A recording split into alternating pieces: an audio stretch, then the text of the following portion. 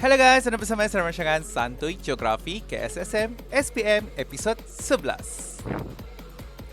So, walaupun kita masih berada dalam tajuk yang sama iaitu bab 7, proses dan kesan lulu hawa, tetapi tajuk utama kita pada kali ini adalah berkaitan dengan lulu hawa fizikal. So, apakah fokus kita dalam episod yang ke-11? Murid kenalah memahami 5 cara proses lulu hawa fizikal. Okey, kita lihat terlebih dahulu lulu hawa fizikal. Seperti mana yang telah diterangkan dalam episod yang sebelumnya, proses pemecahan dan penyampaian batuan besar kepada batuan kecil tanpa mengubah kandungan kimia batuan, itulah yang disebut sebagai lulu hawa fizikal. Okey, kita lihat apakah 5 proses yang terlibat dalam lulu hawa fizikal. Yang pertama, disebabkan oleh perubahan suhu ekstrim yang biasanya berlaku di kawasan gurun. Okey, yang mana pada waktu siang batuan akan mengembang disebabkan oleh suhu yang tinggi. Tetapi pada waktu malam, batuan akan mengecut disebabkan oleh suhu yang rendah. Oleh yang sedemikian, proses kembang kecut yang berterusan setiap hari ini akan menyebabkan batuan pecah.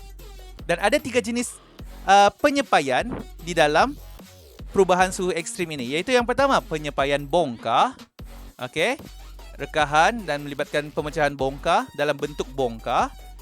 Yang kedua adalah penyepaian berbutir, okey. Batuan asalnya adalah seperti ini yang berubah menjadi serpihan batuan yang lebih kecil berbanding daripada bongkar. Manakala yang ketiga secara pengelupasan, iaitu batuan asal mengalami serpihan batuan akibat daripada pengelupasan. Okey. Yang mana ketiga-tiga ini berlaku disebabkan oleh perubahan suhu ekstrim. Alright, yang kedua disebabkan oleh proses basah kering batuan. Okey, berlaku di kawasan tropika lembap dan pinggir pantai, yang mana batuan akan mengembang kerana basah semasa hujan. Manakala batuan akan mengering apabila terkena pancaran matahari.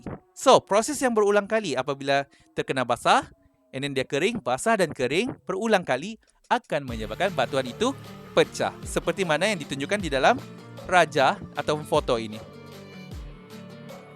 Okey, kita lihat proses lulu hawa fizikal yang ketiga adalah disebabkan oleh tindakan ibun. Tindakan ibun atau frost, maksudnya ia berkaitan dengan ais.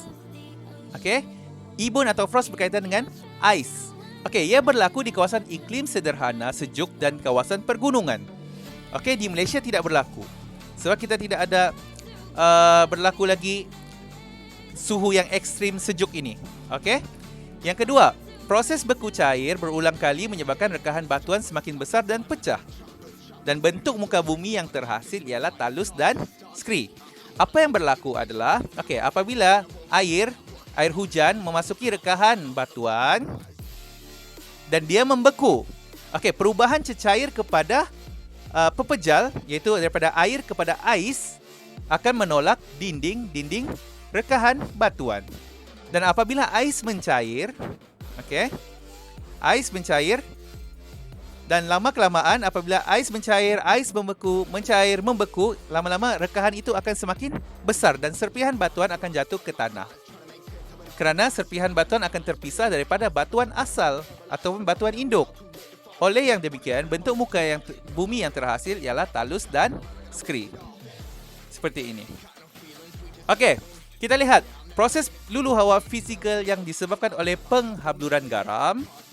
Okey, berlaku akibat hablur garam yang terdapat di dalam rekahan selepas air tersejat.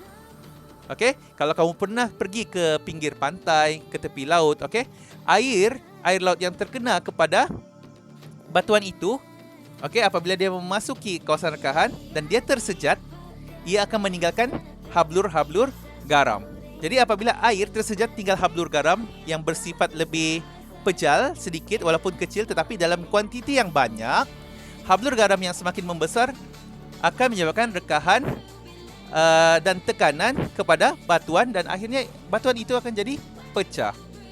Okey. Yang seterusnya, yang terakhir dalam proses lulu hawa fizikal ialah pelepasan tekanan. Okey, ia berlaku pengurangan tekanan pada batuan igneous di dalam kerak bumi. Dan apabila batuan di atas terhakis, batuan igneus akan terdedah ke permukaan bumi dan melepaskan tekanan dan akhirnya ia pecah. Okey, kita lihat raja ini yang mana. Okey, kita lihat batuan igneus di dalam lapisan kerak bumi. Okey, ini adalah kawasan kerak bumi mengalami tekanan daripada lapisan batuan di atas. Tetapi apabila berlakunya pengurangan terhadap lapisan batuan di atas ini melalui hakisan, okey, batuan igneus tadi akan terdedah selepas bahagian atas mengalami hakisan. Dia akan muncul di permukaan bumi.